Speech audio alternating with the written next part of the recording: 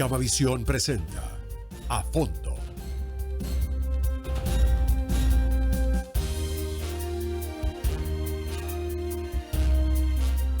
Buenos días, bienvenidos, bienvenidas a Fondo. Jueves 22 de enero nos acompañarán Franklin Soria, director del Observatorio de Política Minera. Ante lo anunciado por el ministro de Defensa Nacional, toda actividad de minería ilegal será considerada un objetivo militar. El doctor Ricardo Manosalvas, médico del Hospital Carlos Andrade Marín, hablaremos sobre el rol de los médicos posgradistas y residentes. Y Alfonso Espinosa, director de la Biblioteca Nacional del Ecuador, hablaremos de varias actividades conmemorativas por el natalicio de Pablo Palacio. Les invitamos también a seguirnos en vivo a través de nuestras redes sociales y en nuestro canal de YouTube, @gamavisión.ecuador. Iniciamos. Analizaremos lo anunciado por el ministro de Defensa. Indicó que toda actividad de minería ilegal será considerada un objetivo militar. Para analizar este tema me acompaña Franklin Soria, director del Observatorio de Política Minera, también es abogado. Buenos días, bienvenido. Muy buenos días, es un honor estar acá. Es interesante que un ministro de la talla de Defensa señale a la minería ilegal como objetivo militar. Sin embargo, habría que reflexionar si la minería ilegal es objetivo militar. La corrupción dentro de las entidades de control minero y ambiental también deberían formar parte al menos de los objetivos de la justicia. Y además, para combatir a la minería ilegal, además de los hechos de fuerza, los cuales felicitamos y reconocemos como un hecho histórico en el Ecuador, un logro de este gobierno, es imprescindible también garantizar la seguridad jurídica para la minería formal. Esos tres elementos pueden dar resultados a corto, mediano y largo plazo en el encomiable combate a la minería ilegal. Claro, y el ministro de Defensa se refirió justamente al tema. Minería ilegal será considerada un objetivo militar, afirmó, durante varias operaciones que se dieron desplegadas en territorio en el marco justamente de la ofensiva del bloque de seguridad contra economías criminales. ¿Esto qué les va a permitir? ¿Qué quiere decir que van a ser consideradas un objetivo militar? Continuarán con los bombardeos en territorio, las incautaciones, que son un hecho fundamental porque es la única forma que el Ecuador puede recuperar al menos las tres formas de pérdida que significa la minería ilegal. El robo del oro que pertenece al Estado o a los concesionarios. Segundo, el daño ambiental que causa la minería ilegal, del cual no hablan ni siquiera los ambientalistas.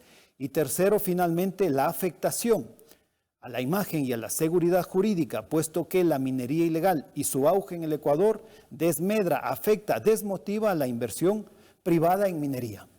Ahora vamos a hablar entonces de cómo fortalecer ciertas acciones. ¿Qué políticas tienen que existir para evitar que esto siga pasando? Lo que usted ha mencionado, ¿no? En primer lugar, nombrar un viceministro de Minas. No puede seguir encargado una cartera que es protagonista de tantos elementos positivos y negativos en el acontecer nacional.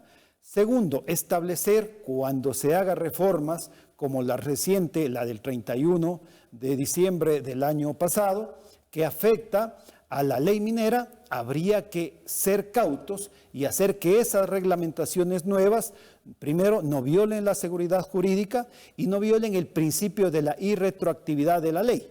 Porque por un lado se hace muy bien al combatir a la minería ilegal, pero resulta que los burócratas desde minería construyen normativas que terminan afectando a la acertada política extractivista de este gobierno que busca a través de la minería sostener el erario nacional. Por ejemplo, ¿qué normativas de la ley justamente que acaba de mencionar, de la ley minera, qué se podría modificar? ¿Qué reformas se podrían hacer? Se hace una reglamentación que reforma la ley minera el 31 de diciembre del año pasado, en el cual se modifica dos elementos fundamentales. El hecho de que las concesiones mineras debían otorgar unas regalías, un porcentaje regular de regalías. Sin embargo, se omite y se dice, y no se dice, que las regalías de la minería que ya han sido pagadas por obligación, por supuesto, de los concesionarios nacionales y extranjeros, nunca han retornado a los territorios mineros. Entonces, si se se va a aumentar las regalías y esas regalías no retornan a los territorios mineros que con justa razón esperan encadenamiento productivo, obras en pocas palabras, resulta de alguna manera un populismo normativo que no genera impacto real en las regiones, en las localidades y que finalmente, puesto que la minería ilegal sí genera una economía paralela, muchas veces bogante, muy llamativa, termina cooptando a esos escenarios, como el caso de Buenos Aires, como en el caso de la provincia del Napo y otras, en lugar de ser aceptada la minería formal. Todos esos elementos tienen que ser tratados desde el Viceministerio de Minas o al menos explicados. Claro, y de esto también, ¿qué otras acciones políticas, por ejemplo, con ese mismo objetivo? Sí. Usted señala algo muy importante. Es necesario la depuración de las entidades de control minero. Arcón a la cabeza, el Viceministerio de Minas, el Viceministerio de Ambiente, porque el de Ambiente están represadas ahí durante años cientos, acaso miles de licencias ambientales. ¿Por qué el Viceministerio de Minas? Porque el Viceministerio de Minas con catastro cerrado el año pasado entregó concesiones. Entonces todas esas irregularidades deben ser corregidas desde una gobernanza de la minería mucho más efectiva que el Viceministerio de Minas. Si está plagado de ineptitud o indolencia estos entes burocráticos, nosotros desde el Observatorio de Política Minera sugerimos a que la presidencia construya una Secretaría de Minería adscrita directamente a presidencia, de manera que responda al presidente por los logros y omisiones e informe debidamente de la realidad minera, incluida la dimensión de la minería ilegal.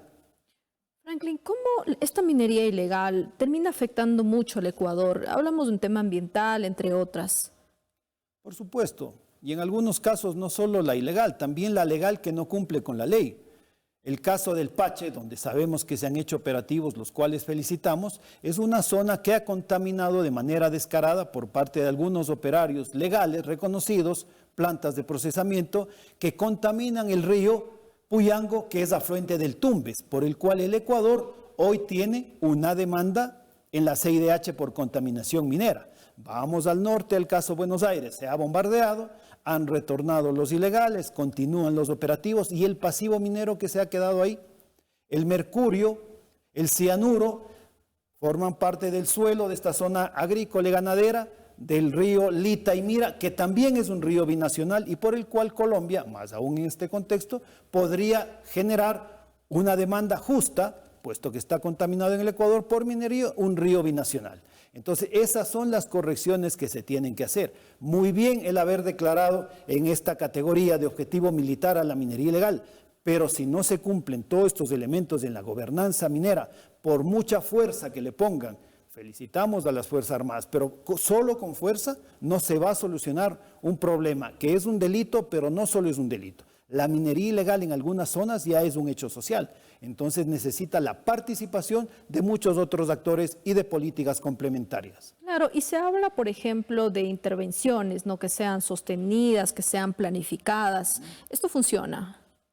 Sí, las intervenciones han demostrado mermar el crecimiento de la minería ilegal, pero hay que dotar también a esas zonas que muchas veces son fronterizas, amazónicas, campesinas, agrícolas, de formas de financiamiento para que los locales encuentren motivación para otras actividades que no sea la minería ilegal. Es decir, el conflicto que genera la minería ilegal tiene también un desorden social atrás que debe ser resuelto por las macropolíticas de este gobierno y de todos. ¿Y cómo se puede resolver, por ejemplo? Mire, es muy interesante. Ese desorden del cual usted habla, ¿no? Con el entendimiento y el conocimiento del fenómeno integral de la minería, porque resulta que en 6 años el Viceministerio de Minas ha tenido casi 30 viceministros. Muy pocos podrían afirmar que han dado un aporte real a la gobernanza minera. Los otros llegaron a aprender del tema o, en algunos casos lamentables, a ser sancionados por minería ilegal y corrupción. Entonces, primero, como primer elemento, sentar a gente que conozca del tema, es lo mínimo. Y segundo, que desde este viceministerio, que pasa en perpetuo silencio, se explique el alcance, el éxito o no de la tan conflictiva y polémica tasa minera el alcance, las correcciones o los efectos que tiene la nueva reglamentación dictada el 31 de diciembre y finalmente este viceministerio explique los casos de corrupción que se han entregado concesiones con catastro cerrado.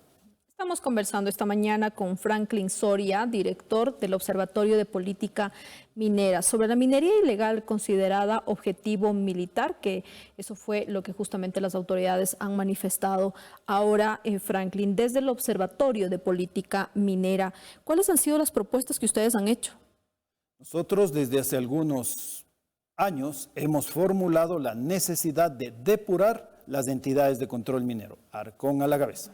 Segundo, sugerimos al señor presidente la creación de una secretaría minera directamente bajo su control y para información del presidente. ¿Por qué? Porque al existir varias entidades mineras, ENAMI, que no le da resultados hasta el momento al Ecuador, la empresa nacional minera, Viceministerio de Minas, que vive en un perpetuo silencio y una incertidumbre con cambios de viceministros 30 en 6 años. Y Arcón, que de alguna manera ha mejorado su imagen y accionar, pero que no refleja lo que debería ser control minero, resulta que estas 3 entidades marchan sin ninguna coordinación, sin entregarle resultados puntuales ni al gobierno ni al Estado, y que generalmente terminan en un conflicto, una puja entre estos funcionarios que diluyen, que disminuyen esa voluntad acertada de impulsar la minería formal, la minería ilegal y ese combate, por supuesto, acertado a la minería ilegal. Es decir, estos 2 elementos son fundamentales para que los éxitos que han cosechado se multipliquen y para que los efectos no sean cortoplacistas, sino generen un beneficio a largo plazo. Estas propuestas ustedes han hecho llegar a las autoridades, por ejemplo, han realizado mesas de trabajo. El Observatorio de Política Minera se encuentra en este momento analizando una denuncia gravísima, y agradezco el espacio, la especulación del precio de los insumos explosivos para minería que han incrementado su precio en un 300%. Este incremento no se justifica y ha construido una suerte de oligopolio que afecta a la minería formal. Nada ha dicho el viceministro de Minas, nada ha dicho la Superintendencia de Control Minero. Entonces, nosotros puntualmente estamos trabajando este tema. Segundo, consideramos que la mesa minera, que es lo que usted propone en esencia, la creación de un espacio donde se debatan los temas mineros, y desde mi perspectiva hay que invitar incluso al sector antiminero, porque ellos tienen una visión y tienen una fuerza política innegable, ya vimos lo que pasó en Cuenca, para que de esta manera, con la participación en un debate nacional sobre minería, se encuentren los puntos de equilibrio y en base al debate, no a la conflagración política, se encuentre un mecanismo por el cual cuidar, sin lugar a dudas, la naturaleza, pero también desarrollar una minería que genere empleo, encadenamientos productivos, divisas para una economía dolarizada. Eso es lo que hay que hacer. Y en este caso también desde el Observatorio de Política Minera, las propuestas que ustedes han hecho, yo le decía también, si esto ya saben en este caso las autoridades, con ese objetivo, ¿no?, de trabajar de manera conjunta, incluso con otras instituciones, con otros observatorios también. Nosotros somos un ente de investigación, un ente de generación de ideas, un ente de supervisión en el caso de casos de corrupción. ¿Han hecho llegar esas ideas? Nosotros, a través de la vocería que lidera Franklin Soria, lo hemos hecho llegar, pero para el mes de febrero construiremos un documento en base al análisis fundamental sobre este caso gravísimo, la especulación de los insumos explosivos para el sector formal y legal. Pero, oh sorpresa, esos explosivos prohibidos por ley, y por la ley penal además, por el Código Penal, terminan también en la minería ilegal. Entonces, en ese hecho, quien debe participar por oficio es Fiscalía. Sin embargo, el observatorio va a generar sin duda un documento, una acción sobre este tema particular. Y todas las actividades o varias acciones toman su tiempo. ¿Usted considera que hay algunas que tienen que ser claves, prioritarias, inmediatas? Sin duda, hemos y afirmamos la necesidad de la depuración de las entidades de control minero. ¿Por qué? Porque muchos de estos funcionarios terminan construyendo una serie de laberintos, entuertos jurídicos que entrampan a los inversionistas, incluso en disputas con el Estado, como el caso Llurimagua, y que finalmente la minería ilegal, mientras los otros debaten en los tribunales, ella actúa de hecho. Y esa acción de hecho genera una conflictividad social, ambiental, delictiva. Entonces, ¿qué es lo que se demanda del Estado y del gobierno? Conocen ellos los fenómenos que acontecen, sin duda. Pero no hay un viceministro que le explique al país qué hacen o qué dejan de hacer. Lo que le pedimos por lo menos es escuchar cuáles son las proyecciones desde el Viceministerio de Minas para todas las aristas que significa la minería ilegal. Y para ir finalizando la entrevista, usted hablaba también de una secretaría minera. ¿Por qué es importante? Porque al ser la minería el motor económico del futuro del Ecuador, hemos visto cómo ha crecido hasta el punto de ser el tercer rubro no petrolero en el Ecuador. Genera empleos, la megaminería, y la pequeña minería nacional genera miles de empleos, decenas de miles de empleos. Por la conflictividad social que implica el debate minero-antiminero, por los efectos desastrosos que genera para el ambiente, para la sociedad, para la moral nacional, la minería ilegal. Por todos estos elementos consideramos que una secretaría adscrita a la presidencia que incluya o que realmente absorba a Arcom, ENAMI y el Viceministerio de Minas, tres entidades que no son diáfanas en los informes y en los resultados para el Ecuador, y que esa secretaría le informe directamente al señor presidente para que no se diluyan sus políticas y que él conozca efectivamente lo que pasa y deja de pasar en territorio y en las entidades burocráticas. Le agradecemos mucho por su tiempo. Muchísimas gracias a usted, un honor. Conversamos con Franklin Soria, director del Observatorio de Política Minera, también es abogado, y hemos hablado sobre este tema, lo anunciado por el ministro de Defensa Nacional. Toda actividad de minería ilegal será considerada un objetivo militar, entre otras acciones y políticas que hemos hablado en esta mañana. Nos vamos a una pausa, regresamos.